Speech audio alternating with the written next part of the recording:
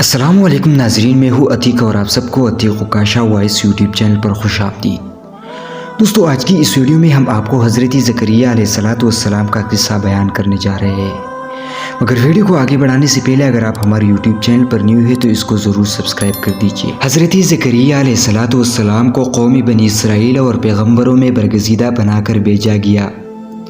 آپ علیہ السلام اللہ تعالیٰ کے معزز اور جمیل القدر پیغمبروں میں سے تھے۔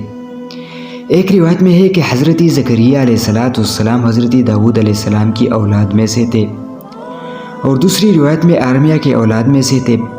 بیان کیا جاتا ہے کہ دن گزرتے گئے ابراہیم اور یعقوب کے نسل سے کچھ نیک لوگ پیدا ہوئے جن کو آل عمران کے نام سے یاد کیا جاتا ہے۔ اللہ تعالیٰ نے سورہ آل عمران میں فرمایا، خدا نے آدم اور نوح اور خاندان ابراہیم اور خاندان عمران کو تمام جہان کے لوگوں میں منتخب فرمایا تھا۔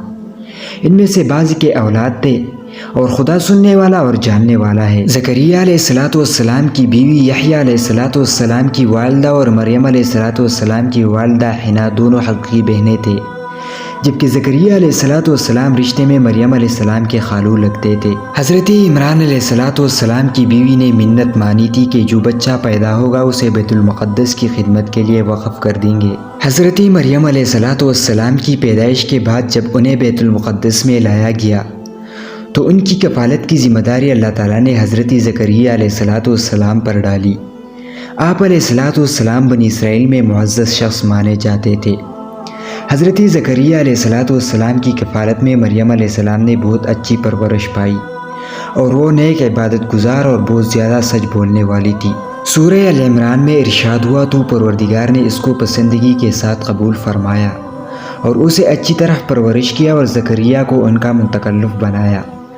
زکریا علیہ السلام جب کبھی عبادت گاہ میں اس مریم علیہ السلام کے پاس جاتے تھے تو اس کے پاس کھانا پانے کی کیفیت دیکھ کر ایک دن مریم علیہ السلام سے پوچھنے لگی کہ مریم، یہ کھانا تمہارے پاس کہاں سے آتا ہے؟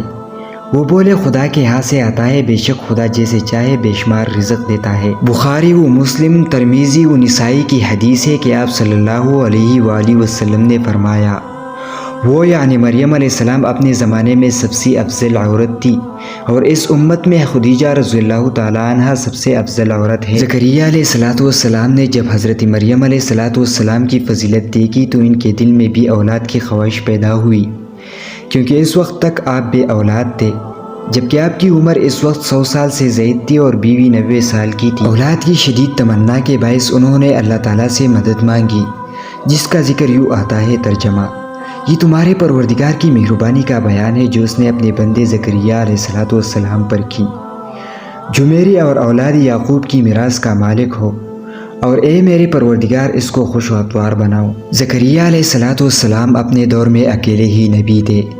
ان کے دور میں اصحاب و رشتہ دار میں کوئی قابل آدمی نہ تھا، تو ہم نے ان کی پکار سن لی اور ان کو یحییٰ بخشے اور ان کی بیوی کو ان کے حسن معاشرت کے قابل بنا دیا۔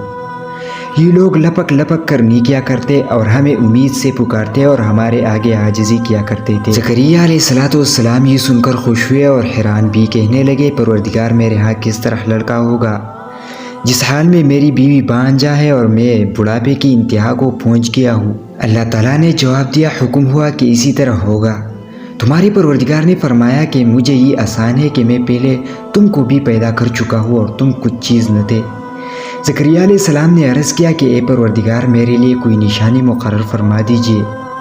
فرمایا، نشانی یہ ہے کہ تم صحیح و سالم ہو کر 3 دن و رات تک لوگوں سے بات نہ کر سکو گے۔ جب اللہ تعالیٰ نے نشانی ظاہر کی کہ چنانچہ جب وہ وقت آیا کہ آپ علیہ السلام بول سکتے تھے مگر بول نہ پائے، اور صبح و شام اللہ تعالیٰ کی عبادت میں مصروف رہتے، یہ نشانی تھی کہ ان کے ہاں بچہ پیدا ہونے والا ہے۔ پھر وہ عبادت کے حجرے سے نکل کر اپنی قوم کے پاس آئے تو ان سے اشارے سے کہا، صبح و شام خدا کو یاد کرتے رہو۔ اللہ تعالیٰ نے سورہ آل عمران میں فرمایا، وہ ابھی عبادت گاہ میں کڑے نماز ہی پڑھ رہے تھے کہ فرشتوں نے آواز دی کہ زکریا، خدا تمہیں یحییٰ کی بشارت دیتا ہے، جو خدا کے فیض یعنی عیسیٰ کی تصدیق کرے گی، اور سردار ہوں گے اور عورت سے رغبت نہ رکھنے والے اور خدا کے پیغمبر یعنی نیکوکار میں ہوں گے۔ اللہ تعالیٰ نے انہیں یحییٰ کے روپ میں انتہائی فرمانبردار، نیک، صالح، پرہیزگار اور عبادت گزار بیٹا عطا فرمایا۔ حضرت زکریا علیہ السلام اللہ تعالیٰ کی شکر بجا لائے اور قوم بنی اسرائیل کو واعظ و نصیحت کرتے رہے۔ بنی اسرائیل کی خباثت دیکھ کے جب بنی اسرائیل نے حضرت زکریا علیہ السلام کو مارنے کا قصد کیا تو آپ نے ظالموں سے بچنے کے لیے ایک درخت کو کھوکھلے تنے میں جاتے ہوئے دیکھا۔ جب وہاں پہنچے تو آپ کو کہیں نہ پایا۔ اتنے میں لوگوں کے پاس شیطان آیا اور بتایا کہ جس کو آپ تلاش کر رہے ہیں وہ یہاں ہے۔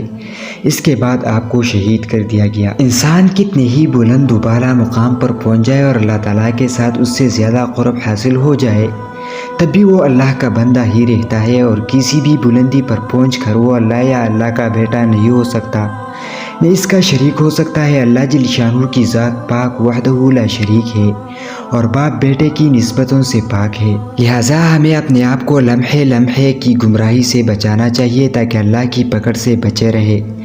اس کے لیے ایمان کی مضبوطی حد درجہ لازم ہے۔ ایمان کے لیے لازم ہے کہ ان کے ساتھ اسلام بھی پایا جائے۔ دوستو اس کہانی سے ہمیں یہ سبق ملتا ہے۔ دوستو یہ تھی ہماری آج کی ویڈیو۔ اگر آپ کو یہ ویڈیو پسند آئی ہو تو پلیز اس چینل کو سبسکرائب کر دیجیے تاکہ اس طرح ہمیں آنے والی ویڈیو کی نوٹیفیکیشن آپ کو بر وقت پہنچتے رہے۔ ملتے ہیں نیکسٹ ویڈیو میں، تب تک کے لیے ہمیں اجازت دیجیے۔ تھینک یو، اللہ حافظ۔